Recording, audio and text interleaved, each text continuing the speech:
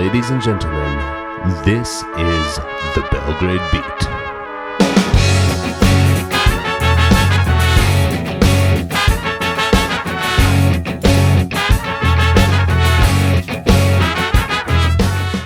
Welcome to Belgrade Beat. My name is Eric Moot, and actually we have our first interview today. We're in the offices of MTV Adria, and we've got Daryl Fidelak here, who's the general manager of MTV for the Balkan region of former Yugoslavia. Is that correct? That is correct. How you doing today? I'm doing pretty good. Yourself, Eric? Yeah, well, it's pretty hot with all the heat. It is. I mean, I think it got to almost 40 degrees today.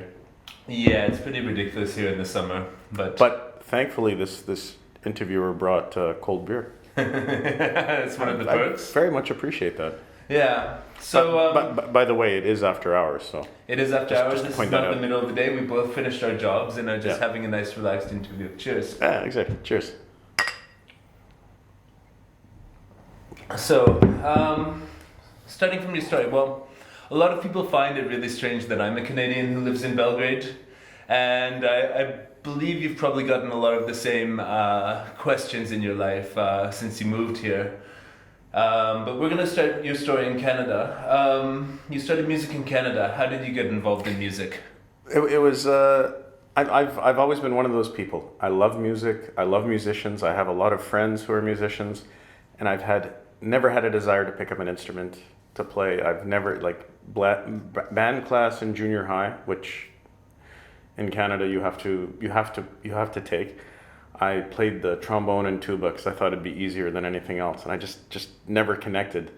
But immediately from that point, I started organizing gigs for friends. And in high school, where I was president of my high school my last year, I started organizing like dances, but we would have like bands from the high school playing before the dance would start. So just always in part of that, and then helped as friends' bands developed, helped them, with some simple advertising and marketing, which I didn't know at the time what I was doing, but it was something that grew into basically what I do now. Yeah, so what was it about music that really grabbed you into that scene and made you want to help out as opposed to, other arts or anything like that?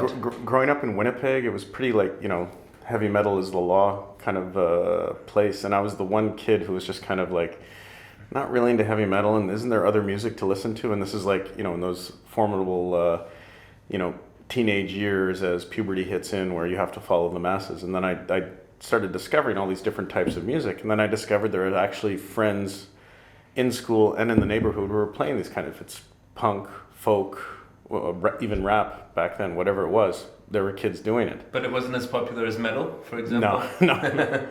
No. So this kind of led me to like, hey, this is kind of cool. And it was kind of, we can all listen to mainstream music, we can listen to, top format radio, but there's this whole other genre of music that was kind of left untapped. And I thank my parents for that as well, because my dad was always, heavily into music, had his record collection. What was he listening to when you were growing up? I mean, let's say that the classics of the 60s and 70s. I mean, he was heavily into Beatles and so on, but he really liked folk, and Winnipeg has the Winnipeg Folk Festival, which is the biggest folk festival in North America. So now, what do you mean by folk? Folk is, I mean, it's as a genre, it's almost it goes like North American folk. North American folk, if that makes sense too. 60s Neil Young, sort of Bob Dylan. Yeah, and then but growing, a little bit of country, but not overly country, but that works. If that makes sense. And so how do you view your role in relation to the people who create the music? Do you view yourself as someone who's empowering them to create and just sort of taking part of the things that they're not good at? Or do you view yourself as someone who's sort of like disciplining and qualifying them to ensure business viability and quality and stuff like that? I think you both describe exactly what I mean. I mean, it's it's helping artists be a little bit disciplined in terms of what they wanted to achieve, and allowing them to, find their market, if I can say that. So sort of making them accountable to fitting into the structure you give them. Yeah. Yeah. And so now you came to the business through your program at Ryerson University. Yeah. What Well, do you- when I'd go, it was kind of before that. I mean, just because I was always taking an interest with local music. But yes, That's why you enrolled in Ryerson. That's why you sort of. I was always into media. Had a radio show at my high school and so on. Wrote for a teenage, if I can say teenage, wrote for a teenage magazine.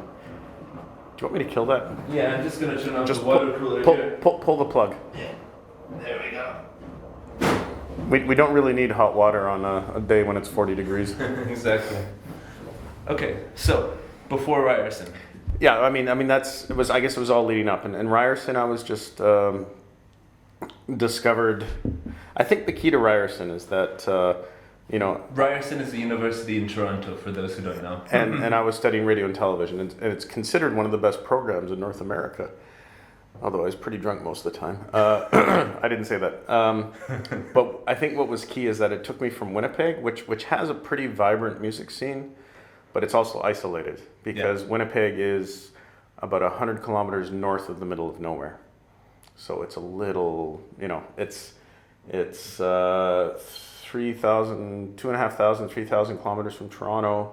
It's 1,400 kilometers from Calgary. It's 1,200 kilometers north of Minneapolis. Distances that Europeans can't even imagine. Exactly, yeah. Imagine driving across former Yugoslavia 10 times. We can be in 5 different countries Yeah. if we drive 3 hours from here.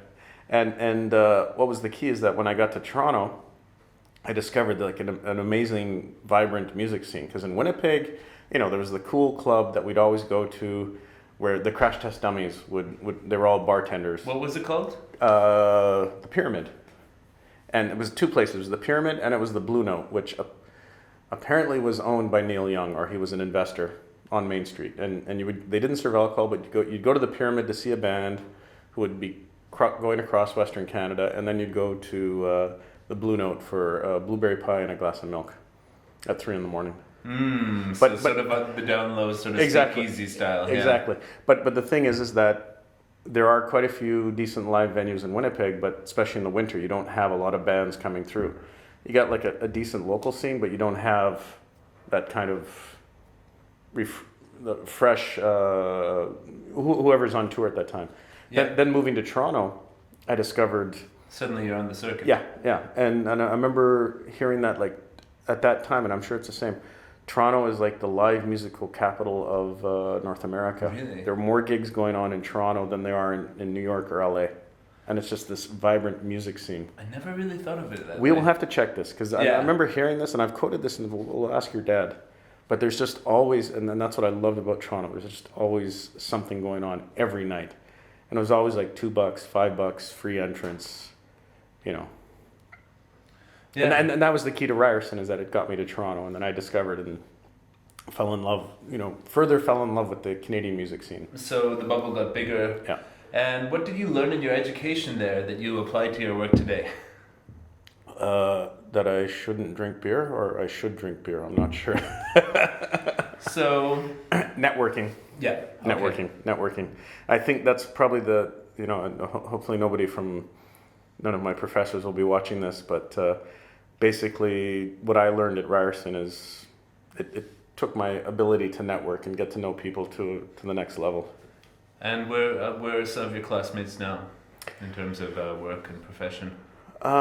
Selling insurance, a couple went. I mean, it's. I have to say, I'm one of the few people who went to school with kind of an idea of what I wanted to do, and I'm still doing it, and I'm still pretty happy with my what I'm doing. One of my best friends is in digital advertising. He's pretty happy with where he is, but I don't know. I shouldn't say much more. Anyways, what could you not learn from Ryerson University that you learned in the real world that led you to becoming who you are today? Interesting question. I don't know. I only have positive things to say about Ryerson. It's one of those universities where it's up to you to take the best out of the university. Yeah. And because it's an urban downtown Toronto university, there's if you go in with this kind of mindset, man, this is cool. I'm in downtown Toronto.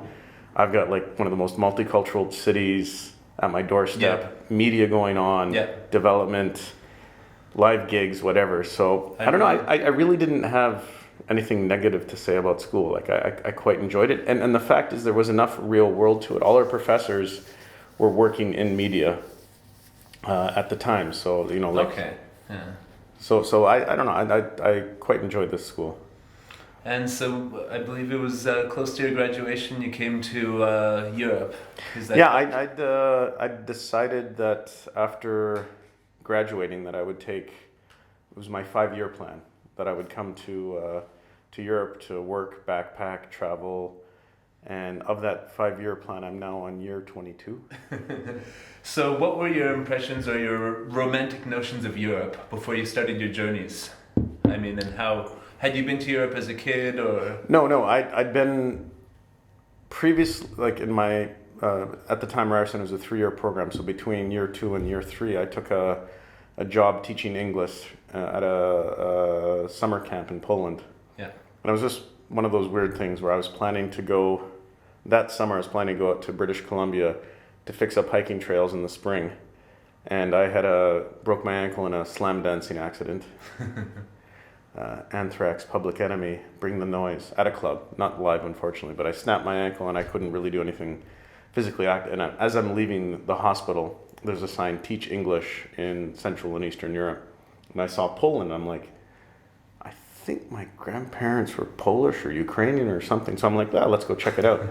And I had a great summer and I'm like, this is cool. And that's when I decided, let's do my 5-year plan. And in terms of romantic notions, I didn't have anything at the time. Actually, at the time, I thought I was like an Anglophile. I'd end up in London, but discovered that I like Slavs. Did you spend time in London? I've never lived there, but I quickly lost interest. It was... So going to Poland for the first time or after that, what stereotypes growing up in Canada did you have of Eastern Europe, and how were those broken? It's really funny because like in Winnipeg, everyone was like a little bit Polish, a lot Ukrainian, some Russian. Like we all, and I look back now on like Facebook, all my old high school friends, and like seemed like half of us were either Polish or Ukrainian. So I don't really remember the stereotypes. I do remember from time to time being called a Polak and getting into fights, but I didn't really knew what the connotation was at the time. Because actually, Winnipeg is a very Slavic town. Yeah. You know, you outside of the Pyramid, the club I'd always go to, instead of having a hot dog at the hot dog cart, I'd get 6 pierogies. Yeah. So basically, you were familiar to the culture in the diaspora way.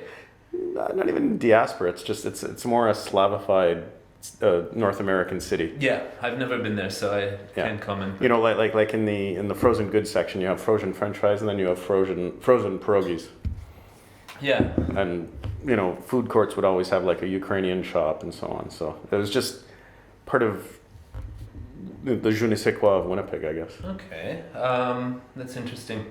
And so it wasn't really a big jump for you to move. Did you move to Poland or Serbia first? Poland, yeah. And upon getting there, what happened? It was, you know, I guess kind of the usual things, because it was 93 when I made the full move. No Slurpees, no... actually, McDonald's did open the day I landed in Warsaw, which is kind of frightening. Maybe a bad thing, I don't know. But little things like hard toilet, let's say the stereotypes and so on. But those are the kind of things I really don't like to dwell on, because it was such a new experience for me that I really enjoyed just getting out of my comfort zone of Canada. Yeah. And which is probably why I'm now into year 22 of my 5-year Eastern European plan. Yeah. Personally, I felt that I grew out of living in Toronto in this sort of like box I was raised in, you know, and coming to this region, coming to Serbia was like really an opening experience for me. And afterwards, it didn't feel the same to go home. Yeah. Yeah. So I do miss Slurpees from time to time, and maple dip donuts from Tim Hortons. Yeah, and poutine.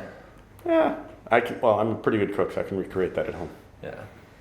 Okay. And so how long did you stay in Poland? Oh, that was a couple of years. Teaching English, having fun as you do, because I was 21 at the time. Yeah. And then, what happened then? Yeah, then had the opportunity to come to Serbia in 1995, just after the Dayton Agreement was signed. A friend of mine was here. Could you just pause that for 1 second? We're just going to take a quick break and reset the camera. So I can go to the toilet? You can go to the toilet. Awesome. We'll be right back, folks. And we're back, folks. Welcome back. And Daryl, you were telling us about coming to Serbia the first time in 1995. Yeah, I had a friend of mine. He was a friend from Vancouver, Canadian guy. He was working for the IOM, the International Organization for Migration. And I was taking the train down from, where was I coming from? I was coming from Warsaw, and then I was planning to head back to Canada. And my friend, we agreed to meet in Vienna, because he was here in Belgrade, but it was during kind of the darkest days, height of sanctions and so on. Dayton Agreement had just been signed, he said, and we met in Vienna, a couple of days, hanging out, drinking, having a good time, went to see bands. And he's like, "You're in no rush, why don't you come down to Belgrade?" I'm like, "Belgrade, really?" So I went to the Yugoslavian embassy in Vienna. I got into a line because I just assumed that was the line for visas. But it turned out they were issuing new Yugoslavian passports, and all the diaspora there were lining up. And finally some guy just looked at me and said, "You're not from Serbia, are you?" I'm like, "I don't think so." He was like, "Are you looking for a visa? Because this is the line for new passports." I'm like, "Ah." And he pointed me to like an empty desk, and there was a guy sitting there like, twiddling, actually smoking and and twiddling a pen at the same time. Pretty talented. And I came up and I said, I'd like to apply for a visa to Yugoslavia because I'm going there for a weekend. And I had a weird letter from my friend with IOM letterhead, so on. And the guy's like, "Really?" And he's like, "Yeah, I want to go for the weekend. I'll take the train." He's like, "Okay." And he said, "That'll be 1 shilling." Which was? 10 cents or something. Okay. Because, our former Prime Minister Trudeau and good old Marshal Tito had an agreement where visas were required, but they were basically free. So the shilling was, I don't know, for him to buy a box of matches. Got the visa, jumped on a train, which took 10 hours to get from Vienna to Belgrade because we got stopped many times when I was in Vojvodina because there were like military transports going back and forth. Again, this is just after Dayton was signed. Finally got to Belgrade. Were you afraid at all? Nah, I don't know. Somehow, I don't want to say destiny because I don't really believe in that, but it just seemed like, I wanted an adventure. Poland was already kind of getting boring. I'm like, let's see what this brings. And was planning to stay for 2 days, and ended up extending it for 5 days. And I went from one of those things where I realized, for me, Belgrade is like organized chaos. How did it feel when you got off that train the first time? What did you see? It was the main train station. It was pretty bleak. I was definitely the only foreigner around. Like you, we're more like visible minorities here. And because the train was so much delayed, my friend stopped waiting for me, went back to the office, and they were trying to call the train station to see when the train. So I showed up, and there was nobody to meet me. And I'm like, in the middle of Yugoslavia, after the Dayton Agreement signed, bombings and all that, and I'm the only foreigner in the train station. Thankfully, went up, found an office. They had a phone, and I did have a phone for my friend. And I called his office. It was like, "Oh, you're here. We'll send the driver." And I don't know, just, fell in love with the organized chaos, as I said. Wow. So you lived here since then, or you went back to Poland? No, I was 95, and it was at the, so I came here for a few days, and went back to Poland, and then through Epitaph Records, which used to be one of the biggest independent punk labels, through my future business partner in Poland, I went into the headquarters of Epitaph in Amsterdam, again, just on a weekend, and I was planning to move back to Canada. And I mentioned, like, oh, before I move back to Canada, I'm going to go back to Yugoslavia. It's crazy. I love it. And the guy there says, oh, we have a distributor down there. He's based in Budapest, but he covers former Yugoslavia. You should go talk to him if you're interested in a job. And I'm like, wasn't really interested in a job. And that's turned out to be my first proper job in the music biz, or let's say on the record label side. So went to Budapest, and this is all like, youthful backpacking, adventure seeking. Getting drunk along yeah, the way. exactly. Yeah, exactly. okay, So this would have been 96, I guess. And went to Budapest, and I'm like, this place is.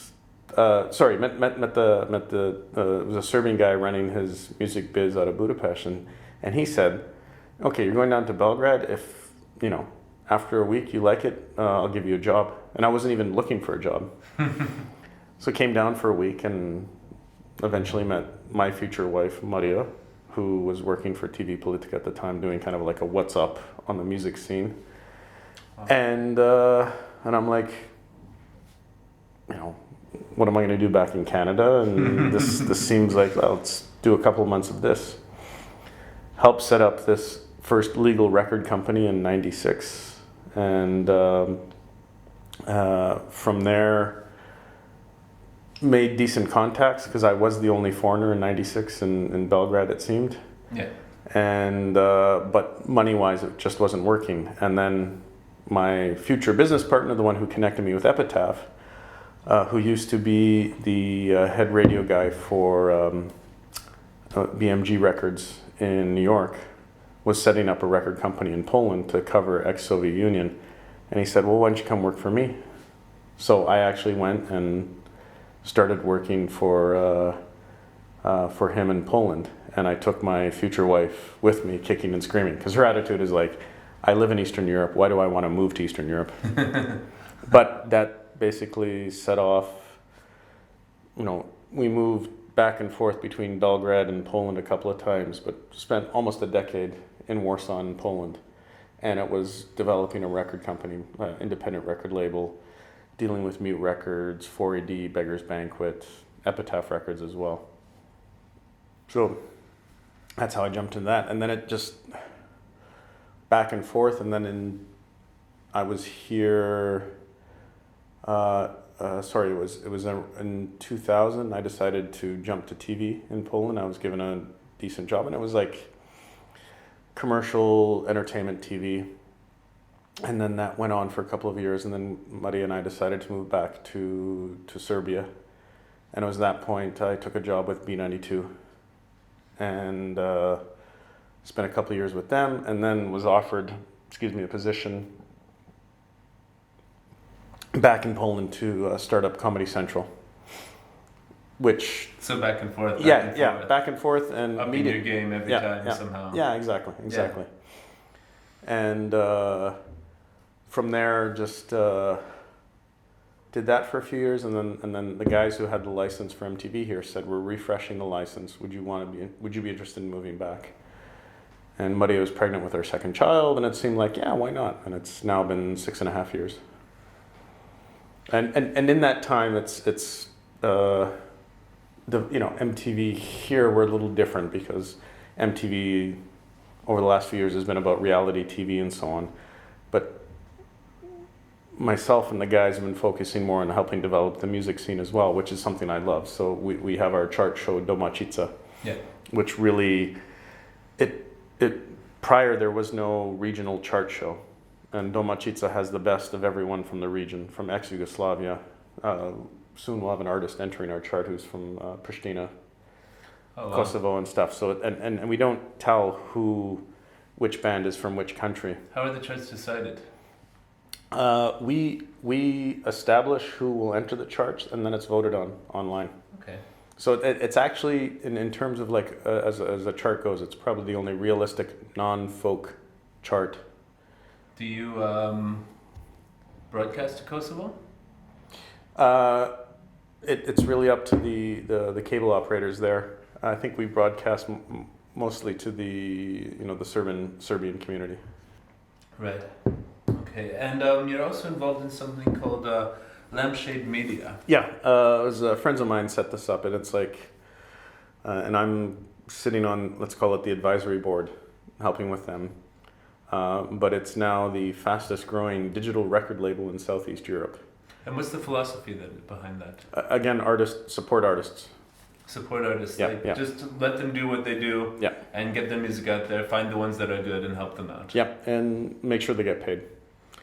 That's kind of the key. And we were just discussing what needs to be paid out. So like we have something like 20,000 euros, which is being paid out to our different artists on the roster, and they're getting paid, and they're actually quite happy about this, because a lot of times they didn't even know they could make money from digital. Yeah, so we're helping, days. and we're helping them monetize. If you look at how much you get for a play on Spotify or any one of those services, and I'm sure Apple, the streaming service from Apple, will be the same. It's just micro cents, you know. Yeah. But also it depends. If you can help with marketing and push views and so on, then it does increase. We also help with the artists in terms of like getting payment for use of music in commercials and so on.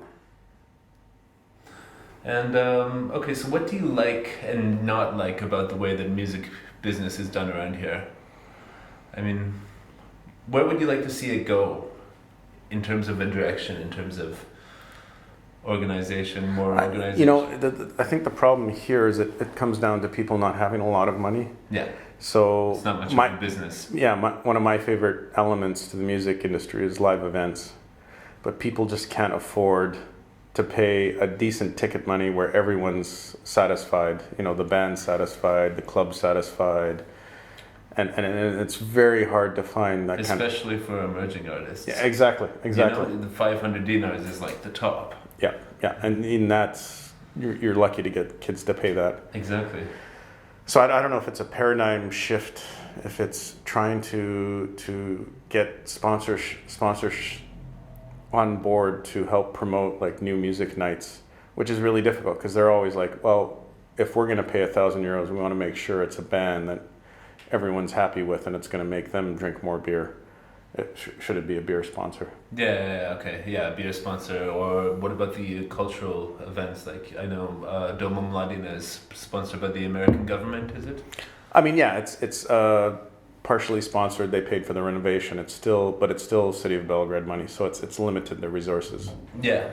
So it's I don't know. I would like to see.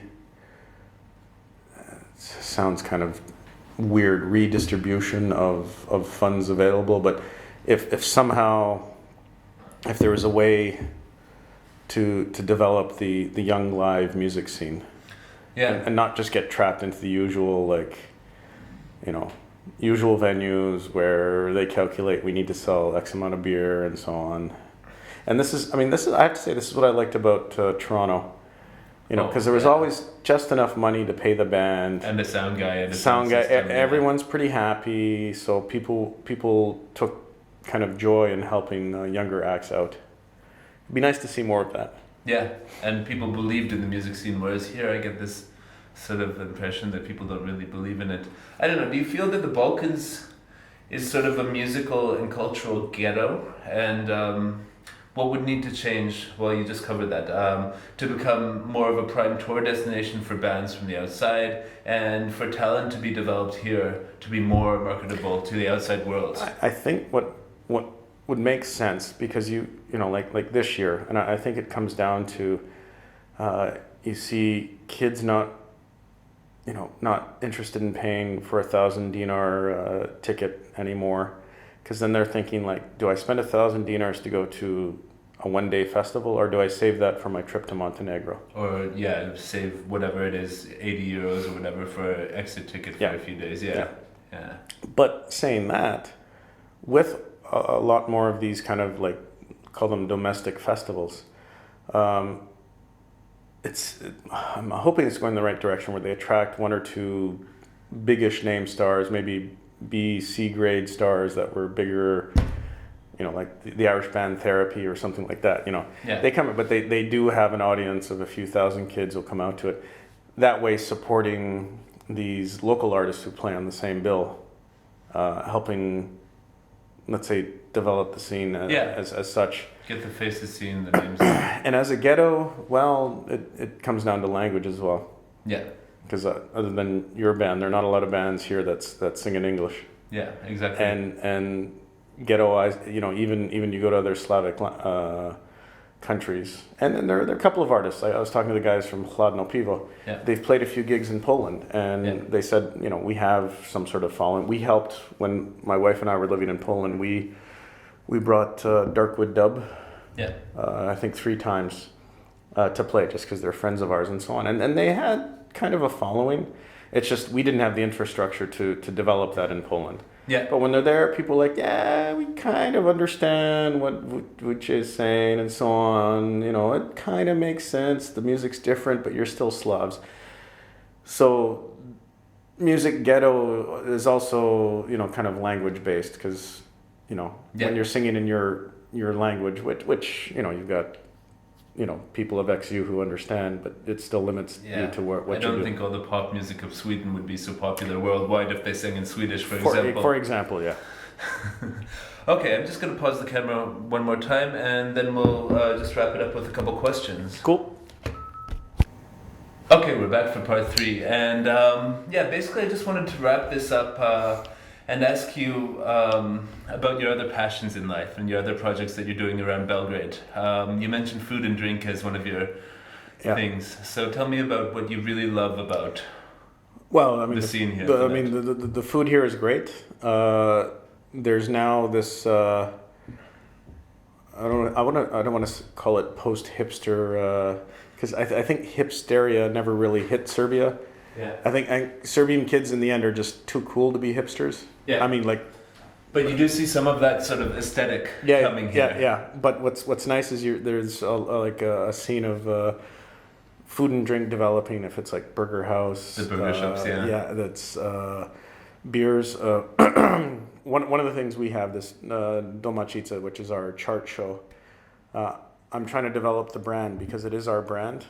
And so in September, we're launching our first Domaćica beer with Cabinet Breweries, which is now the biggest craft brewery in the Balkans.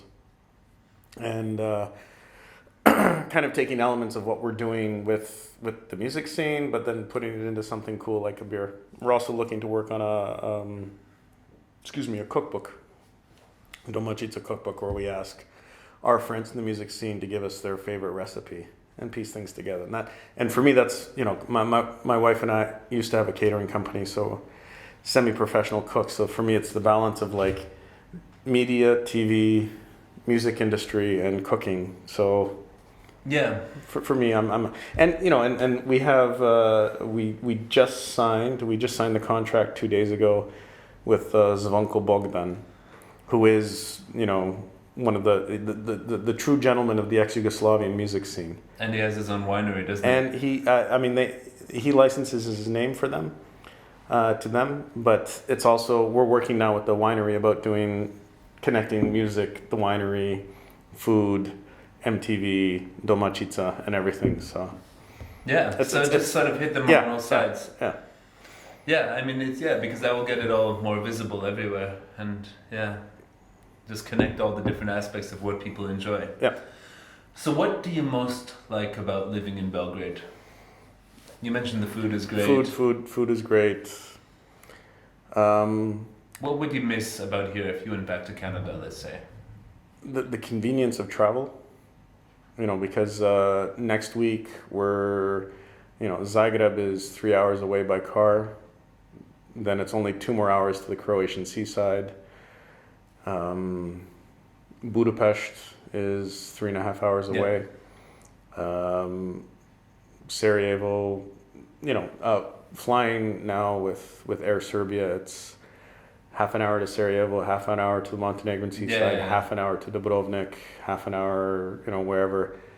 That kind of convenience is just being quite amazing. And then that's that European thing, like as you said, you can drive for 6 hours and cross 3 countries. Yeah. And what would you like Belgrade to look like in 5 years? What direction would you like to see the city go? Like I said, that the charm of the organized chaos is something that I still do quite enjoy. but maybe because I'm older now and I have kids, I'd like to see a little bit, not cleanliness, but slightly more organized, slightly more friendly for families. But also saying that, Belgrade's one of the safest places I've ever been. Yeah. Like you don't, you know, the You're not going to get mugged here. yeah. No. So, well, less cigarettes as a non-smoker. Yeah. All right. But you know, actually, to answer, what I want to see Belgrade do is in 5 years is to keep the charm that it has now, but maybe develop it just a little bit slightly more organized. More business. More business oriented. More Yeah. things happening, people supporting it. Yeah. And I don't know, you and I have discussed this before, like, you know, Savamala is like considered, it's one of the hottest places after, like, you know, Eastern Berlin and so on, but it's not. It's You not. know, it is cool, but it's still it needs just that touch of management, let's say.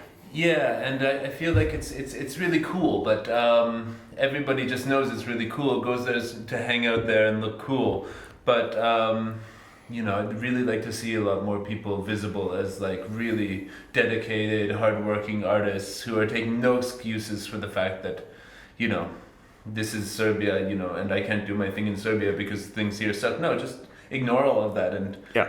this can be a really, like, the cultural atmosphere, I feel, is great, and it's got a great reputation, and I feel if people just like worked a little bit harder on their art and worked a little bit harder at organizing things, yeah, could be. You know, I also have, I think, a theory, because we did live here during the 90s, and I saw it, you know, in the 90s, there was no reason to work.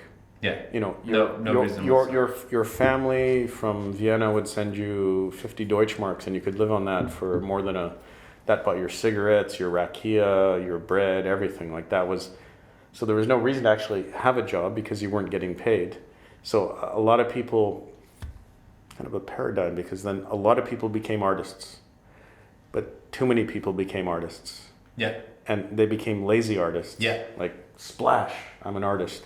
And I think part of that element still kind of exists, where it's like lazy art. Yeah. So, and that's where, you know, I think of all my friends in Canada or Berlin, different countries, they're artists, you know, struggling, hungry artists, but they're still working hard. They're working hard. They got the 9-to-5 job to pay the bills so they can be an artist. I think you just answered my next question, but I'm gonna ask it anyway. What advice would you give to the kid in Serbia born in the 80s or 90s who wants to be a top-class musician whose music is played on MTV? I think if you really want it, well, if they want to be on MTV, get a job. That sounds terrible. I sound like my parents. No, I work hard at it. Have an idea of what you're going to do. Have fun, but play gigs. Play lots and lots of gigs. Hone the chops. Yeah. And that teaches you a lot about the music industry. When you start playing your gigs, you start booking your own shows, you start dealing with, you know, clubs that are going to scam you, charge you for the beer you drank, which was more than what you were getting from your fee. Just play a lot of gigs. Get to know the scene, and I don't say try and do something different. Do something that you're passionate about, but, you know, find your niche. You know, find what makes sense for you. Yeah.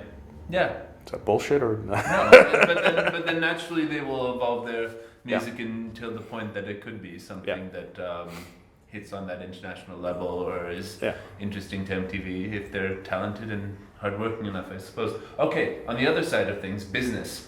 You have another kid, and he's asking you, as the general manager of a television station, I heard that everything in Serbia is fucked. Everybody tells me this growing up, and how do I make business work in Serbia? What can I do to turn this economy around and make my own money in Serbia? I think the key is finding like-minded people and doing business with like-minded people. You know, there's no golden chest of money sitting in Serbia, but there is enough, let's say, circulating and you can get into a group where, you know, some nasty individuals where it's circulating and then it never circulates back to you. But if you find people who are developing similar things or completely different things, but there's a way to work together, I'd focus on that. Yeah. And that's always been my view to business, is that, excuse me, is I only want to do business with people I like doing business with.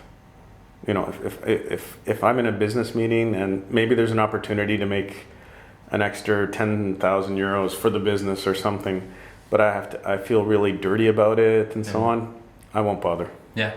You know, life's too short, and this is what I've always, let's say, pursued in my thinking with business, and it's working out okay. So go with your gut feeling about people and sort of like, stick with the people who you feel good working with. If someone's offering you something that's too good to be true, it is too good to be true. Yeah. Don't go for it. And also, you know, especially for young people, and it's something my dad said, is like, you know, while you're a student, you have your student license.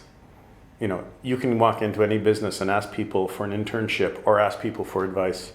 That's kind of key, because you know, once you get older, nobody wants to talk to you. They treat you as a threat and so on. But as a student, young person, talk to people, find peers, find mentors, find people who can assist you in developing who you are. Yeah.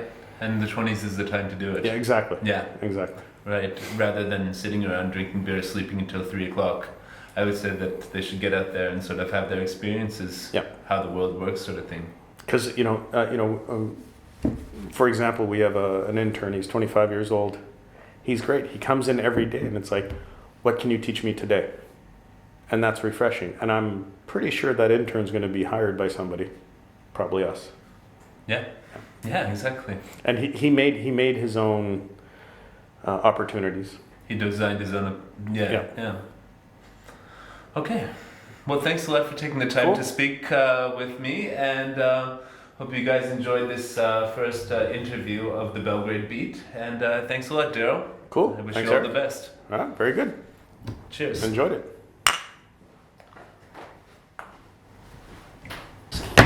Alright, sorry folks, the camera overheated. I'm a total novice at this. This was my first interview for this show. Sorry about the freeze frame at the end, but you heard all of the wonderful things Daryl had to say about Serbia and what people should do. So, ladies and gentlemen, cheers and thanks for watching Belgrade Beat. Živeli.